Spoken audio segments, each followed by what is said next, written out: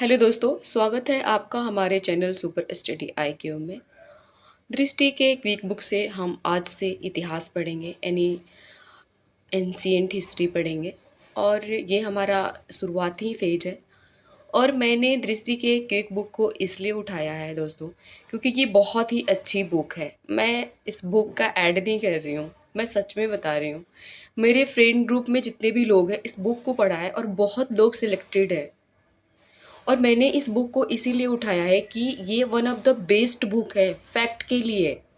अगर आपको फैक्ट चाहिए तो इससे बढ़िया फैक्ट आपको कहीं नहीं मिल सकता है। आप खुद भी देख लेना अपने तौर पर, ये बुक मार्केट में अवेलेबल है, आप ले लीजिएगा और उसे एक नज़र ज़रूर देखिएगा।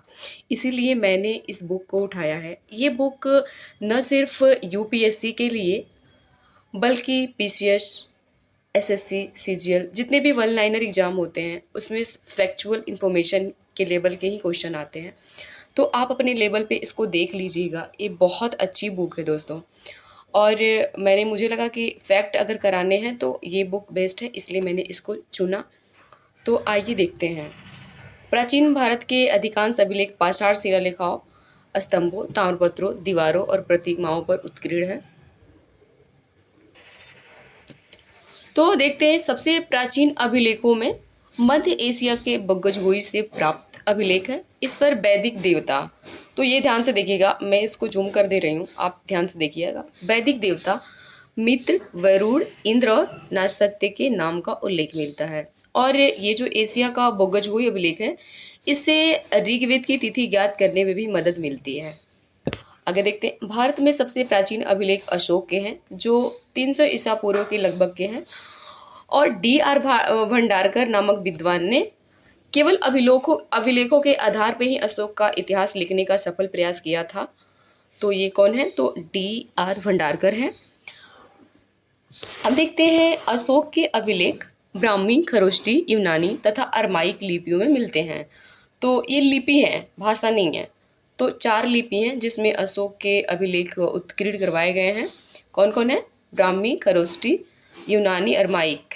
देख सकते हैं। मास्की, गुर्जरा, नेट्टूर एवं उदेगोलम से प्राप्त अभिलेख में अशोक के नाम का स्पष्ट उल्लेख मिलता है। तो ये 4 अभिलेख हैं, मास्की, गुर्जरा, नेट्टूर, उदेगोलम, जहाँ से ये पता चलता है अशोक के नाम क्या थे।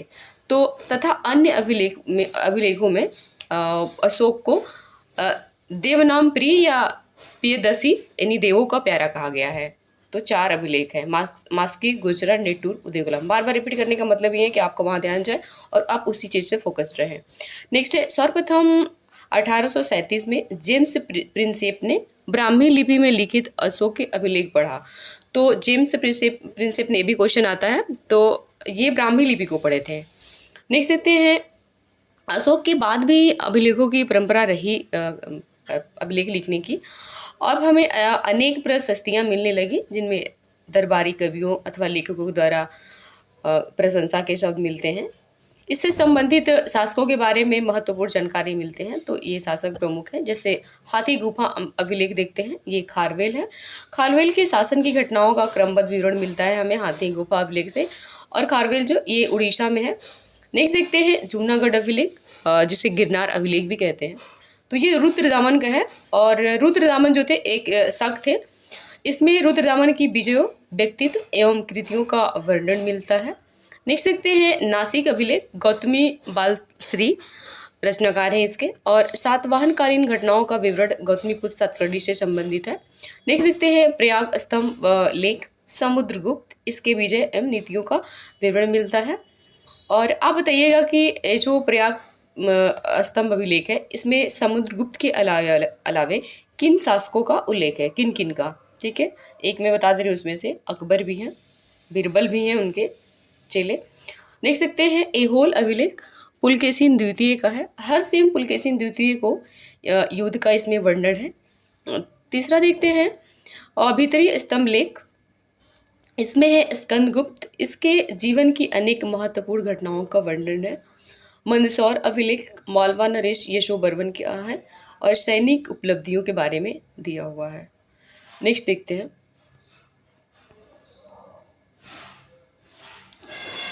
तो आइए प्राचीन भारत के अध्ययन के स्रोत देख लेते हैं दोस्तों, ये बहुत इम्पोर्टेंट है। यहाँ से देखिएगा आप, तो पुरातात्विक स्रोत हैं और साहित्यिक स्रोत हैं। तो पुरातात्विक में देख लीजिएगा अभिलेख, स्मारक एवं भवन, सिक्के, मूर्तियाँ, चित्रकला एवं मुहरें हैं। और साहित्यिक स्रोत में देखेंगे तो भारतीय साहित्य भी हैं और कुछ विदेशी साहित्य भी हैं। तो भारतीय साहित्य में हम देखते हैं धार्मिक है और धर्मनिरपेक्ष भी है और संगम कालीन भी है। तो सबसे पहले हम धार्मिक देखते हैं, तो ये बहुत बड़ा है। देखिए शुद्ध पिटक विनय, सॉरी पहले हम ब्राह्मण देख लेते हैं। यहाँ देखिए ब्राह्मण बहुत ही बड़ा है, ब्राह्मण ग्रंथ। तो यहाँ से देखिए वेद, वेद में है ऋग्वेद, यजुर्वेद, सामवेद, अथर्ववेद। ब्राह्मण ग्रंथ में देखिए ऐत्रेय, कौत्सकी, गोपद। आरण्यक में देखते हैं तैत्तिरीय, मैत्रेयी, ऐत्रेय। और उपनिषद में देखते हैं छंदोग्य, कंठ, बृहदारण्यक आदि। वेदांग में देखते हैं शिक्षा, कल्प, व्याकरण, निरुक्त, छंद, ज्योतिष। उपवेद में देखते हैं तो आयुर्वेद, धनुर्वेद, गंधर्ववेद, शिल्पवेद इत्यादि। षड दर्शन में देखते हैं तो इसमें है दोस्तों सांख्य, योग, न्याय, वैशेषिक, पूर्व मीमांसा, उत्तर मीमांसा। इसको हम डिटेल में भी पढ़ेंगे।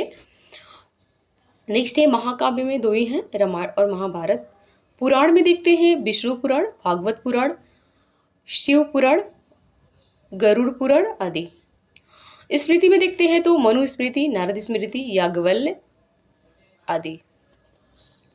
ये हम ब्राह्मण ग्रंथ की बात कर रहे हैं दोस्तों। यहाँ देखिए नेक्स्ट देखते हैं हम बौद्ध साहित्य। तो इसमें है शुद्ध पिटक, विनय पिटक, अभिधम पिटक, मिलिंद पन्हो, बुद्धचरित, दिव्यवदान। जैन साहित्य में देखते हैं तो इसमें परिशिष्ट वर्मन, भद्रबाहु चरित्र, भगवती सूत्र और कल्पसूत्र।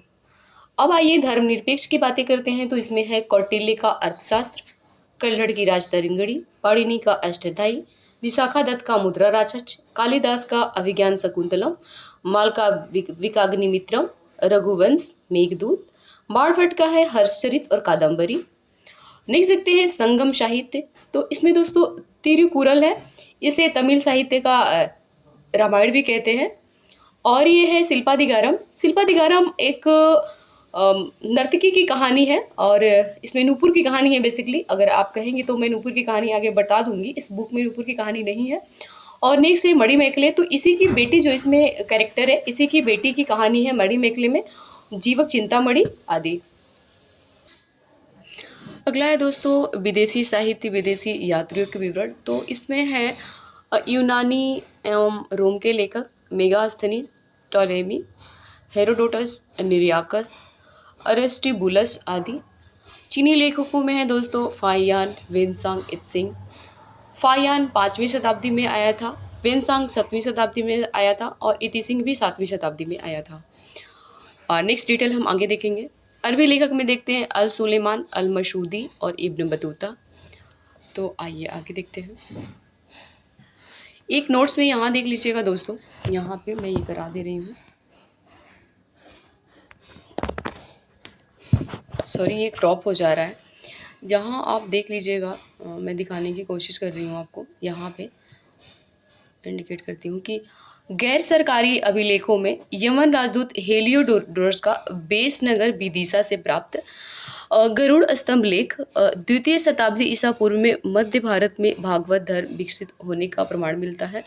तो ये कौन सा है? तो यमन राजदूत हेलियोडोरस का वेस नगर जो विदिशा है, ये MP में है, वहाँ से जो अभिलेख प्राप्त हुआ है उसे ये ज्ञात होता है। और ये देख लीजिएगा यहाँ पे एक एपिग्राफी, सॉरी ये हो जा रहा है, मूव जा रहा, एपिग्राफी। अभिलेखों के अध्ययन को हम एपिग्राफी कहते हैं। आइए देखते हैं नेक्स्ट। तो अब हम शुरू करते हैं एक एक करके। तो स्मारक और भवन, यहाँ देखिए स्मारक और भवन से जनता की आध्यात्मिकता तथा धर्मनिष्ठा का ज्ञान होता है। हड़प्पा और मोहनजोदड़ो की खुदाई से प्राप्त भवनों से 5500 पुरानी सिंधु सभ्यता का पता चलता है। और नवीन शोध के अनुसार सिंधु घाटी सभ्यता लगभग 8000 साल पुरानी है।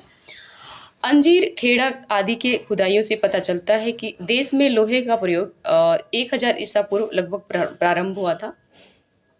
नेक्स्ट है देखते हैं प्राचीन काल में भारी संख्या में मंदिरों की निर्माण हुआ था, जिनके अवशेष बिखरे रूप में पूरे देश में मिलते हैं।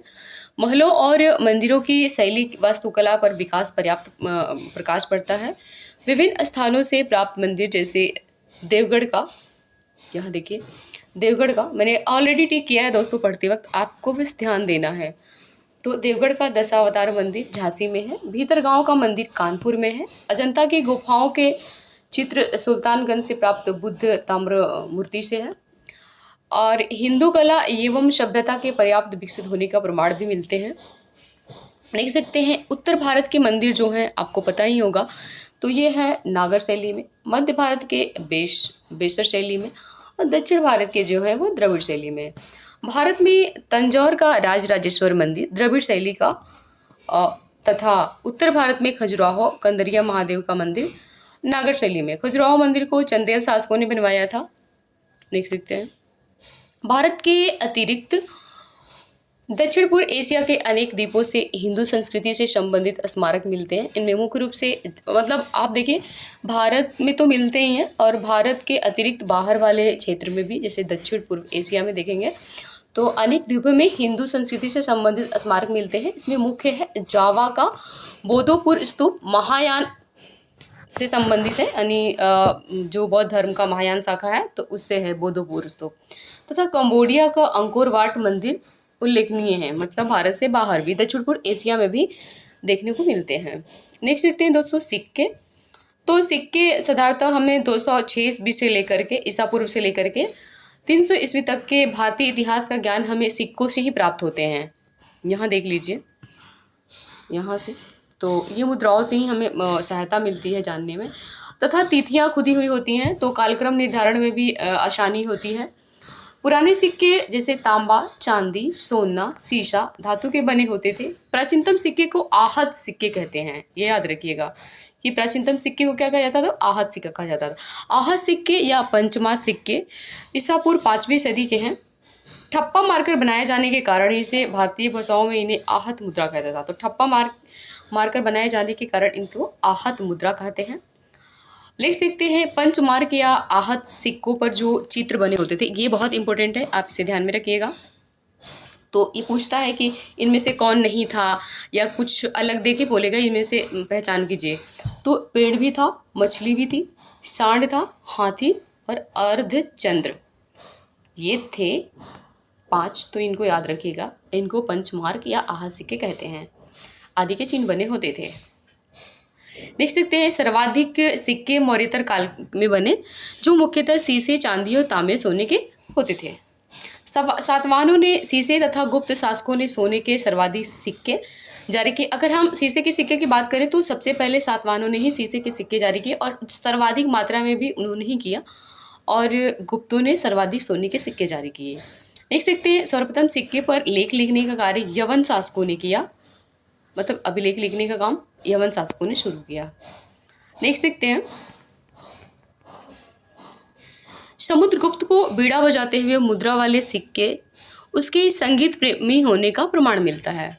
समुद्रगुप्त को बीड़ा बजाते हुए उसके सिक्कों पर दिखाया गया है, जिससे ये साबित होता है कि समुद्रगुप्त संगीत प्रेमी थे। सिक्कों के अध्ययन को हम न्यूमेस्टिक्स कहते हैं, न्यूमेस्टिक कहते हैं सिक्कों के अध्ययन को। आइए देखते हैं मूर्तियाँ। भारतीय इतिहास में मूर्तियों का निर्माण कुषाण काल से आरंभ होता है। ये पूछता है क्वेश्चन कि मूर्तियों का निर्माण किस काल से प्रारंभ होता है, तो कुषाण काल से प्रारंभ होता है। देख सकते हैं कुषाण कालीन मूर्तियों पर वैदेशिक प्रभाव है, जबकि मथुरा कला पूर्णतः स्वदेशी है। तो देख लीजिएगा कुषाण शासक ओब्वियसली बाहर के थे, तो उनके पे बाहरी विदेशी प्रभाव रहेगा ही, जबकि मथुरा हमारा स्वदेशी थी, तो इस पे पूर्णतः स्वदेशी है। भरहुत, बोधगया, सांची तथा अमरावती की मूर्तिकला में जनसाधारण के जीवन की अति सजीव झलक देखने को मिलती है। ये भी इम्पोर्टेंट है, देख लीजिएगा। भरहुत, बोधगया, सांची तथा अमरावती की मूर्तिकला में जनसाधारण के जीवन की अति सजीव झलक देखने को मिलती है। देख सकते हैं चित्रकला भी देख लीजिए एक नज़र। अजंता के चित्रों में मनोभावों की सुंदर झलक मिलती है। चित्रकला में माता और शिशु तथा मर्रासन राजकुमारी जैसे चित्रों से गुप्त काल की कलात्मक उन्नति का पूर्ण आभास होता है। बोधिसत्व पद्मपाणि का चित्र सर्वाधिक प्रसिद्ध है, और प्रायः चित्रित चित्रकारी जो अजंता में है। तो देख लीजिएगा। मोहरे देख लेते हैं दोस्तों। तो ये बहुत ज़्यादा इम्पोर्टेंट नहीं है, लेकिन एक नज़र देखते हैं। अवशेषों से प्राप्त मोहरे में प्राचीन भारत का इतिहास लिखने में बहुत सहायता मिली है। मोहरे से व्यापारिक, धार्मिक, आर्थिक जीवन के बारे में पर्याप्त जानकारी होती है। हड़प्पा, मोहनजोदड़ो और बसार से प्राप्त, ये देख लीजिए, हड़प्पा, मोहनजोदड़ो, बसार से प्राप्त मिट्टी के मोहरों से बने धार्मिक प्रतीकों, उनके धार्मिक अवस्थितियों का ज्ञान होता है। अब आइए देखते हैं साहित्यिक स्रोत। साहित्यिक स्रोत के अंतर्गत हम धार्मिक साहित्य और लौकिक साहित्य का अध्ययन करते हैं। और धार्मिक साहित्य में ब्राह्मण तथा ब्राह्मणोत्तर ग्रंथों की चर्चा की जाती है। ब्राह्मण ग्रंथों में वेद, उपनिषद, रामायण, महाभारत, आप यहाँ देख लीजिए, मैंने हाईलाइट किया है, महाभारत, स्मृति ग्रंथ आते हैं, जबकि ब्राह्मणोत्तर ग्रंथों में बौद्ध, जैन साहित्य आते हैं। लौकिक साहित्य में ऐतिहासिक ग्रंथों, जीवनी, यात्रा वृत्तांत, कल्पना प्रधान और गल्प साहित्य का वर्णन मिलता है। इनका अलग अलग विवरण इस प्रकार है, जिसमें हम देखेंगे वेद। ब्राह्मण साहित्य में देखेंगे, पहला है वेद, देख लीजिए यहाँ, ये है वेद। वेद में देखेंगे वेदों द्वारा प्राचीन आर्यों के सामाजिक, आर्थिक, धार्मिक एवं राजनीतिक जीवन के बारे में पर्याप्त जानकारी होती है। वैदिक युग की सांस्कृतिक दशा के ज्ञान का एकमात्र स्रोत वेद ही है। ठीक है, वेदों को 4 हैं। तो इसमें है ऋग्वेद, यजुर्वेद, सामवेद और अथर्ववेद। अगर हम अथर्ववेद को हटा दें तो इसको, इन 3 वेदों को वेद त्रयी कहते हैं। क्या कहते हैं? वेद त्रयी। ठीक है, ध्यान रखिएगा, क्योंकि ये बाद में जोड़ा गया है। तो ऋग्वेद, यजुर्वेद, सामवेद को हम वेद त्रयी कहते हैं। नेक्स्ट देखते हैं, ऋग्वेद देखते हैं। यह सबसे प्राचीन वेद माना जाता है। यह ऐसा वेद है जो ऋचाओं में बद्ध है। ऋचाओं में कुल 10 मंडल, 1028 सूक्त एवं 10,580 रचनाएं हैं। इस वेद को पढ़ने वाले को, ऋषि को होत्री कहते हैं। ये भी याद रखिएगा, क्वेश्चन ये भी पूछता है। अब तो ट्रेंड ही बदल गया है, आपको सब कुछ पता होना चाहिए, क्योंकि मैचिंग के लिए आपको चारों वेद दे देगा, तो आपको पता होना होगा। तो आप देख लीजिएगा, मतलब पढ़ने वाले ऋषि को होत्री कहते हैं। ऋग्वेद का पहला एवं 10वां मंडल सबसे अंत में जोड़ा गया है। ऋग्वेद के तीसरे मंडल में सूर्य देवता सविता को समर्पित प्रसिद्ध गायत्री मंत्र है। 9वें मंडल में देवता सोम का उल्लेख है तथा 10वां मंडल चतुष्वर्ण समाज की कल्पना, जिससे चतुष्वर्ण वही वैद्य, ब्राह्मण, ये सब जो 4 हमारे हैं। ऋग्वेद के 2 ब्राह्मण ग्रंथ हैं, ऐत्रेय एवं कौत्सकी अथवा संखायन। तो ऋग्वेद के ब्राह्मण ग्रंथ भी हैं, 3 हैं। ज़्यादा इंपॉर्टेंट ये है, ये दोनों को याद रखिएगा, ऐत्रेय और कौत्सकी अथवा संखायन, अथवा इसी को हम कौत्सकी कहते हैं। शॉर्ट फॉर्म में आप ये याद रखिएगा, एक ए से ऐत्रेय और क से कौत्सकी, ये याद रखने का। एक ऋग्वेद का एक ब्राह्मण ग्रंथ है, ऐत्रेय और कौत्सकी।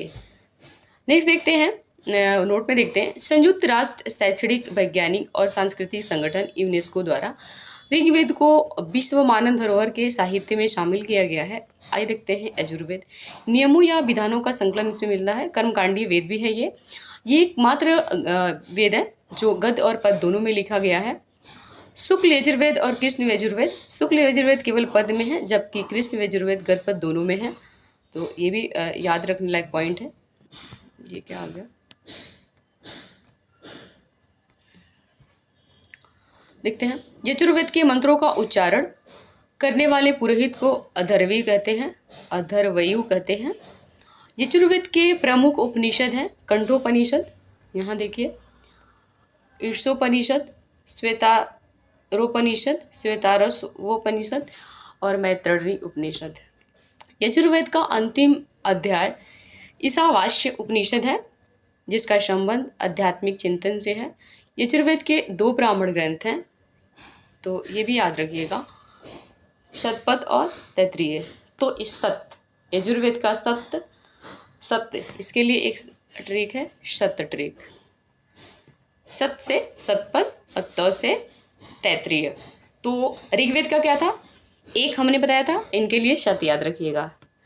तो ऋग्वेद में था एक था, तो ऐत्रेय और कौत्सकी, और इसमें सत है तो शतपथ और तैत्तिरीय है। याद रखिएगा, ये याद रखने का ट्रिक है। अगर आप याद नहीं रख पाते हैं तो कोई बात नहीं, आप अपना बना लीजिएगा। सामवेद देखते हैं। सामवेद का अर्थ होता है गान। इसमें मुख्यतः यज्ञों के अवसर पर गाए जाने वाले मंत्रों का संग्रह है। इसे भारतीय संगीत का जनक कहा जाता है और 7 स्वरों सा रे ग म प ध नि की उत्पत्ति इसी से हुई है। सामवेद में कुल 1875 ऋचाएँ हैं। सामवेद के मंत्रों को गाने वाले को उद्गाता कहते हैं। इसमें मुख्यतः सूर्य स्तुति के मंत्र भी हैं। सामवेद में मूलतः मुख्य रूप से 99 मंत्र हैं, शेष ऋग्वेद से लिए गए हैं। सामवेद के प्रमुख उपनिषद हैं छंदोग्य तथा जैमिनीय। अब आप ये याद रखिएगा, ये इनके उपनिषद हैं छंदोग्य और जैमिनीय। सामवेद का ब्राह्मण ग्रंथ है पंचविश और षड्विश। पंचविश षड्विश। नेक्स्ट देखते हैं अथर्ववेद। अथर्ववेद देखते हैं। इसकी रचना अथर्व अथवा अंगिरस ऋषि के द्वारा सभी ग्रंथों के बाद में की गई थी, इसलिए इसे अथर्वांगिरस वेद भी कहा जाता है। इसमें 731 सूक्त, 20 अध्याय तथा लगभग 6000 मंत्र हैं। तो ये सबसे बाद वाला वेद है, इसमें देखते हैं। इसमें ब्राह्मण ज्ञान, धर्म, समाज निष्ठा, औषधि प्रयोग, रोग निवारण, जादू टोना, तंत्र मंत्र आदि का उल्लेख भी मिलता है। अथर्ववेद का एकमात्र ब्राह्मण ग्रंथ है गोपथ। एकमात्र ब्राह्मण ग्रंथ है गोपथ। अथर्ववेद के उपनिषद हैं, इनमें देख लीजिएगा, थोड़ा सा ब्लड हो गया है। मुंडकोपनिषद, प्रश्नोपनिषद और मांडुक्योपनिषद, ये 3 हैं अथर्ववेद के उपनिषद। मुंडकोपनिषद से ही भारत का राष्ट्रीय आदर्श वाक्य जो सत्यमेव जयते है लिया गया है। इसमें सभा और समिति प्रजापति के 2 पुत्रियों का वर्णन है, ऐसा बोला गया है। नोट में देख लेते हैं। इन 4 वेदों को संहिता भी कहा जाता है। नेक्स्ट देखते हैं ब्राह्मण, आरण्यक और उपनिषद। संहिता के पश्चात ब्राह्मण, आरण्यक तथा उपनिषद का स्थान है। इसमें उत्तर वैदिक कालीन समाज तथा संस्कृति के विषय के बारे में जानकारी होती है हमें। ब्राह्मण ग्रंथ वैदिक संहिताओं की व्याख्या के लिए गद्य लिखे गए हैं। प्रत्येक संहिता के लिए अलग अलग ब्राह्मण ग्रंथ लिखे गए हैं जो तालिका में हैं। हम पहले भी पढ़े हैं, आइए एक शॉर्ट फॉर्म में एक नज़र देखते हैं, ताकि आपको, आप बार बार कोई चीज़ पढ़ेंगे तो वो आपको याद रहेगी। अभ्यास का मतलब यही होता है। एक है ऋग्वेद, ऐत्रेय, कौत्सकी, मैंने बताया था। एक यजुर्वेद का शतपथ और तैत्तिरीय है। सामवेद का पंचविश, षड्विश है। अथर्ववेद का गोपथ है। तो यजुर्वेद का शत कुछ एलिमिनेट करके भी आप बना सकते हैं। जैसे सामवेद आपको पता है ये 2 हो गया, आपको ये भी पता है कि अथर्ववेद का मात्र 1 है गोपथ, तो ये एलिमिनेट करके भी बना सकते हैं। नेक्स्ट देखते हैं वेदांग तथा सूत्र। वेदों को भली भांति समझने के लिए 6 वेदांग की रचना की गई है। ये भी बहुत इंपॉर्टेंट है, ये भी 1 लाइनर एग्जाम में पूछे जाते हैं। तो ये देखते हैं 6 वेदांगों की रचना की गई है। शिक्षा, उच्चारण विधि, ज्योतिष, भाग्यफल, कल्प, कर्मकांड, व्याकरण, शब्द व्युत्पत्ति, निरुक्त भाषा विज्ञान तथा छंद, चतुष्पदी श्लोक। ये वेदों को शुद्ध उच्चारण तथा यज्ञाति करने में सहायक होते हैं। इसी प्रकार वैदिक साहित्य को अक्षुण्ण बनाए रखने के लिए सूत्र साहित्य का प्रणयन किया गया है। सौत्र सूत्र, गृह सूत्र तथा धर्म सूत्र के अध्ययन से हमें यज्ञीय विधि विधानों, कर्मकांडी तथा राजनीति विधि एवं व्यवहार से संबंधित महत्वपूर्ण जानकारी प्राप्त करते हैं। अब आइए देखते हैं महाकाव्य। महाकाव्य हमारा 2 ही है। वैदिक साहित्य में के बाद भारतीय साहित्य में महाकाव्यों का समय आता है। इसमें रामायण और महाभारत प्रमुख शामिल हैं। रामायण हमारा आदि काव्य है जिसकी रचना महर्षि वाल्मीकि ने की थी तथा इसमें हिंदुओं तथा यवनों और शकों के संघर्ष का वर्णन भी है। देख लीजिएगा, रामायण से पता चलता है। रामायण हमारा आदि काव्य है जिसकी रचना, पूछेगा रामायण क्या है तो आदि काव्य है जिसकी रचना महर्षि वाल्मीकि ने की थी। इसमें हिंदुओं, यवनों, शकों संघर्षों का वर्णन मिलता है। अब आइए देखते हैं महाभारत। रचना वेद व्यास ने की थी। इसमें प्राचीन भारतवर्ष की सामाजिक, धार्मिक, राजनीतिक दशा का वर्णन मिलता है। ऐतिहासिक दृष्टि से महाकाव्य को विशेष महत्व नहीं दिया जाता है क्योंकि इसमें वर्णित कथाओं को कल्पना का समावेश अधिक माना जाता है। आइए देखते हैं पुराण। पुराण है, पुराणों की प्राचीन भारतीय इतिहास का अच्छा क्रमबद्ध वर्णन मिलता है। पुराणों की संख्या 18 है। एक क्वेश्चन सीधा सीधा आता है कि पुराणों की संख्या कितनी है, तो ये आपको याद होना चाहिए, इसका कोई ट्रिक नहीं है ना शॉर्ट है, आपको याद रखना पड़ेगा। याद रखने का एक ही तरीका है, मल्टी टाइम रिविजन। नेक्स्ट देखते हैं, पुराणों के रचयिता एवं संकलनकर्ता लोमहर्षि तथा उनके पुत्र उग्रश्रवा को माना जाता है। पुराणों में मत्स्य पुराण सबसे प्राचीन एवं प्रामाणिक है। पुराण प्राचीन काल से लेकर गुप्त काल तक ही ऐतिहासिक घटनाओं के परिचय कराते हैं। तो कहाँ से लेकर, प्राचीन से लेकर गुप्त तक का। 6वीं शताब्दी ईसा पूर्व से पहले के प्राचीन भारतीय इतिहास के पुनर्निर्माण के लिए तो पुराण ही एकमात्र स्रोत है। अब आइए देखते हैं ब्राह्मणेतर साहित्य, जिसमें है पहला बौद्ध साहित्य। तो बौद्ध साहित्य के ग्रंथों में देखते हैं त्रिपिटक सबसे महत्वपूर्ण है। ये देखिए त्रिपिटक, और त्रिपिटक बुद्ध की शिक्षाओं का संकलन है। इसमें इसको 3 भागों में बांटा गया है। विनय पिटक, सूत पिटक, अभिधम पिटक। विनय पिटक देखते हैं संघ संबंधी नियम तथा आचार संबंधी शिक्षाओं का संग्रह है। सूत पिटक धार्मिक सिद्धांत का तथा धर्मोपदेश का संग्रह है। और अभिधम पिटक जो है दार्शनिक सिद्धांतों का संग्रह है। बौद्ध ग्रंथ जो है पाली भाषा में लिखे गए हैं, ये भी क्वेश्चन आते हैं। बौद्ध ग्रंथों से संबंधित जातक बुद्ध के संबंधित घटनाओं का वर्णन है। दीपवंश, महावंश, पाली ग्रंथ में मौर्यकालीन इतिहास के बारे में जानकारी मिलती है इससे हमें। नेक्स्ट देखते हैं, नागसेन द्वारा रचित मिलिंद पन्हो पाली भाषा में रचित महत्वपूर्ण ग्रंथ है। तो एक क्वेश्चन आता है, कंफ्यूजिंग है थोड़ा, नागसेन द्वारा रचित मिलिंद पन्हो ये पाली भाषा में रचित महत्वपूर्ण ग्रंथ है। हिंद वंश शासक मिनांडर के विषय में सूचनाएं देता है। बौद्ध धर्म के हीनयान संप्रदाय का ग्रंथ है कथावस्तु। तो ये पूछता है कथावस्तु बौद्ध धर्म के किस संप्रदाय से संबंधित है, तो हीनयान संप्रदाय से। महात्मा बुद्ध के जीवन चरित्र में अनेक कथानकों के साथ वर्णित है। नेक्स्ट देखते हैं, महायान संप्रदाय हीनयान से था कथावस्तु, और महायान से देखिए तो इसमें है आपका ललित विस्तार और दिव्य वदान, ये महायान से हैं। देखते हैं, ललित विस्तार में बुद्ध की देवता मानकर उसके जीवन तथा कार्यों की रचनात्मक वर्णन प्रस्तुत किया गया। दिव्य वदान से अशोक के उत्तराधिकारियों से लेकर पुष्यमित्र सुंग तक के शासकों के विषय में हमें जानकारी मिलती है। तो ये किससे मिलती है, दिव्य वदान से। अशोक से लेकर के कहाँ तक के, तो सुंग वंश तक के शासकों के बारे में। और जो ललित विस्तार है इसमें महायान से है। तो आपको पता है कि महायान जो संप्रदाय था बौद्ध धर्म का, वो उनको देवता मान करके उनका पूजा करने लगे। अब देखते हैं जैन साहित्य। जैन साहित्य को आगम कहा जाता है। जैन धर्म में परिशिष्ट पर्वन, भद्रबाहु चरित्र, अचरांग सूत्र, भगवती सूत्र, कलिका पुराण आदि प्रमुख हैं। जैन धर्म का प्रारंभिक इतिहास कल्प सूत्र से ज्ञात होता है। तो इतिहास जो ज्ञात होता है कल्प सूत्र से ज्ञात होता है। इसकी रचना भद्रबाहु ने की थी। अब देखते हैं लौकिक साहित्य। लौकिक साहित्य के अंतर्गत ऐतिहासिक एवं अर्ध ऐतिहासिक ग्रंथों तथा जीवनियों का विशेष रूप से उल्लेख किया गया है। ऐतिहासिक रचनाओं में अर्थशास्त्र का विशेष रूप से उल्लेख किया गया है। अर्थशास्त्र की रचना चंद्रगुप्त मौर्य के प्रधानमंत्री कौटिल्य ने की थी। देखिए, चंद्रगुप्त मौर्य की शासन व्यवस्था पर आधारित है। तो ये अर्थशास्त्र से ये मत समझिएगा कि इसमें अर्थशास्त्र धन दौलत से संबंधित, ये बेसिकली प्रशासन पे आधारित है कौटिल्य की बुक। नेक्स्ट देखते हैं, कलहट द्वारा रचित राजतरंगिणी भी विशेष उल्लेखनीय है। यह संस्कृत साहित्य है। तो याद रखिएगा, ये राजतरंगिणी जो है संस्कृत साहित्य है। ये भी मैं ये पॉइंट से वन लाइनर क्वेश्चन से यही, यहाँ संस्कृत ना दे करके पाली दे देगा, कुछ और दे देगा भाषा, तो संस्कृत याद रखिएगा।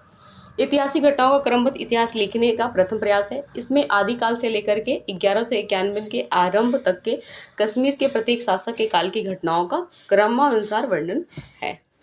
नेक्स्ट है अर्ध ऐतिहासिक रचनाओं में पाणिनि का अष्टाध्यायी कात्यायन की, देख लीजिए, कात्यायन की वर्तिका, पतंजलि का महाभाष्य, विशाखा दत्त का मुद्रा राचक तथा कालिदास की कृत्य मालविकाग्निमित्रम आदि का उल्लेख है। ऐतिहासिक जीवनियों में अश्वघोष कृति, बुद्धचरित, बाणभट्ट, हर्षचरित, वाक्यपति, गौडवो, विल्हड़, विक्रमादेव चरित्र, संध्याकर नंदी कृत्य रामचरित्र, हेमचंद्र का कृत्य कुमारपाल चरित्र, जयनायक कृत्य पृथ्वी विजय आदि महत्वपूर्ण है। प्रमुख साहित्यिक रचनाएं जो ऊपर हम पढ़े हैं, एक देखते हैं, ध्यान से देखिएगा, इससे भी क्वेश्चन बनते हैं। तो ये है हमारा अष्टाध्यायी पाणिनि का है, व्याकरण है ये। मुद्रा राक्षस विशाखा दत्त का मौर्य काल के बारे में पर्याप्त जानकारी मिलती है। महाभाष्य अष्टाध्यायी पर पतंजलि का है और ये शुंग वंश के विषय में जानकारी देता है। नेक्स्ट है कथा सरित सागर सोमदेव का है,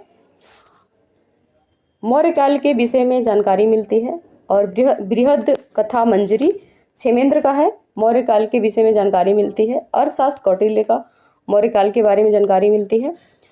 और नीतिसार कामंदक का है, गुप्त काल राजतंत्र पर आधारित कुछ प्रकाश पड़ता है। मालविकाग्नि मित्रम कालिदास का है, शुंग वंश के बारे में जानकारी मिलता है। वृक्ष कटिकम शूद्रक का है, गुप्तकालीन समाज का वर्णन मिलता है। हर्षचरित बाणभट्ट का है, हर्ष की उपलब्धियों का वर्णन है। और रामचरित्र संध्याकर नंदी का है, बंगाल के शासक रामपाल की जीवन कथा है। तो ये रामपाल शासक है, गोपाल दे देगा, धर्मपाल दे देगा, ऐसे कुछ तो गलत हो जाएगा। पृथ्वीराज रासो देखते हैं, चंद्रप्रदायी पृथ्वी चौहान की उपलब्धियों का वर्णन है। राज तरंगड़ी कल्लड़ की है, कश्मीर के राजवंशों का क्रमबद्ध जानकारी मिलती है। आइए देखते हैं विदेशी यात्रियों का विवरण, जिसमें है यूनानी एवं रोम लेखक, चीनी यात्री का विवरण, अरब यात्रियों का विवरण। आइए देखते हैं एक एक करके। यूनानी एवं रोम लेखक, तो यूनान के प्राचीन लेखकों में टेसियस तथा हेरोडोटस के नाम प्रसिद्ध हैं। यहाँ देखिए प्रसिद्ध है। टेसियस ईरान का राजवैद्य था। टेसियस के वर्णन में अधिकांश कल्पित कहानियां हैं, पूर्णतः अविश्वसनीय हैं। हेरोडोटस का इतिहास का पिता कहा जाता है। 5वीं सदी में हिस्टोरिका की रचना की थी इसने, तो 5वीं सदी में हिस्टोरिका नामक पुस्तक लिखी थी, जिसमें भारत फारस संबंधों का वर्णन है। सिकंदर के साथ आने वाले लेखक थे, देखिए निरियाकस, अरेनेस्टिक्रिस्ट और एरिस्टोबुलस था। नेक्स्ट देखते हैं, सिकंदर के पश्चात यूनानी लेखकों में 3 राजदूत थे, जो मेगास्थनीज, डाइमेकस और डायोनोसियस के नाम उल्लेखनीय हैं। मेगास्थनीज ने इंडिका में रचना में जो सेल्यूकस निकेटर का राजदूत था। मेगास्थनीज ने इंडिका में मौर्यकालीन समाज, मौर्यकालीन संस्कृति के विषय में लिखा है। और डाइमेकस देखते हैं, यह सीरिया नरेस अंतियोकस का राजदूत था और यह बिंदुसार के दरबार में आया था। डायनोसियस का देखते हैं, मिस्र नरेस टोलेमी फिलाडेल्फस का राजदूत था, मिस्र का था ये डायनोसियस, जो बिंदुसार के दरबार में। तो बिंदुसार के दरबार में 2 लोग आए थे, एक था डायमेसस और एक था डायनोसियस। डी स्क्वायर याद रखिएगा। नेक्स्ट देखते हैं प्लिनी, इसने पहली सदी में, वाव इम्पोर्टेंट, ये पहली सदी में नेचुरल हिस्ट्री नामक पुस्तक लिखी, जिसमें भारत के पशु, पौधे, खनिज पदार्थों की जानकारी मिलती है। टोलेमी की पुस्तक ज्योग्राफिक, किसी अज्ञात लेखक की पुस्तक फेरी प्लस ऑफ द एरिथ्रियन सी महत्वपूर्ण है, क्योंकि इसमें भारत के भूगोल तथा व्यापारिक वस्तुओं के बारे में जानकारी मिलती है। अब देखते हैं चीनी यात्रियों के विवरण। प्राचीन भारतीय इतिहास के स्रोत में चीनी यात्रियों के यात्रा वृत्तांत भी महत्वपूर्ण है। तो देखते हैं चीनी यात्रियों में कौन कौन थे। तो ये देखिए, ये बौद्ध तीर्थ स्थलों का ज़्यादा भ्रमण किए। इसमें फाहियान पहला है, 5वीं सदी में आए थे, चंद्रगुप्त द्वितीय के समय आए थे। नेक्स्ट देखते हैं, और इसने भारत के आर्थिक, सामाजिक, संस्कृति के बारे में जानकारी दिया है। वेनसांग देखते हैं, तो वेनसांग जो आए थे 7वीं सदी में हर्षवर्धन के समय आया था और इसकी रचना है सीयू की। वेनसांग सीयू की 7वीं सदी में आया था। ये 3 क्वेश्चन फेम होंगे इससे, कौन सी सदी में आया था, 7वीं में, हर्षवर्धन के काल में, सीयू की। ये तीनों से क्वेश्चन डायरेक्ट आते हैं। इत्सिंग के देखते हैं, तो ये 7वीं सदी में आया था और इसका नालंदा विश्वविद्यालय, विक्रमशिला विश्वविद्यालय तथा अपने समय के भारत का वर्णन किया है। अरब यात्री देखते हैं, तो इसमें है हमारा अरब व्यापारियों तथा लेखकों के विवरण। हमें पूर्व, तो ये मध्यकालीन के जस्ट पूर्व की जानकारी देता है, अरब के हैं। तो अलबरूनी और इब्न बतूता का नाम सर्वप्रथम आता है और उल्लेखनीय है, इन्हें याद रखिएगा। देखते हैं अलबरूनी, देखते हैं 11वीं सदी में अलबरूनी आते हैं, 11वीं सदी में, ये भी क्वेश्चन आएगा। मोहम्मद गजनवी के साथ भारत आया था। अरबी में लिखी गई उनकी पुस्तक है तहकीक हिंद, जिसे किताबुल हिंद भी कहा जाता है, भारत की खोज भी कहा जाता है। ठीक है, नेक्स्ट देखते हैं, सर्वप्रथम 1888 में एडवर्ड साची ने अरबी भाषा में तहकीक हिंद का अनुवाद किया था। ये भी क्वेश्चन आता है कि सर्वप्रथम जो तहकीक हिंद है उसका अनुवाद किसने किया इंग्लिश में? तो एडवर्ड साजी ने किया। अरबी लेखकों में अलबरूनी के अतिरिक्त अल-बिलादुरी, सुलेमान, हसन निजाम, फरिश्ता, निजाम उद्दीन इब्न बतूता भी आए थे। तो ये देख लीजिएगा कौन कौन आए थे अरबी लेखकों में। अलबरूनी के अतिरिक्त अल-बिलादुरी, सुलेमान, हसन निजाम, फरिश्ता, निजामू इब्न बतूता आदि भी आए थे। इब्न बतूता देखते हैं, इसका यात्रा वृत्तांत रहला है जो कि अरबी में लिखा हुआ है, अरबी भाषा में, और 14वीं शताब्दी में भारतीय उपमहाद्वीप के सामाजिक तथा सांस्कृतिक जीवन के विषय में प्रचुर तथा सबसे रोचक जानकारी देता है। सुल्तान मोहम्मद बिन तुगलक ने उसे दिल्ली में काजी के पद पर नियुक्त किया था। तो कौन नियुक्त किया था?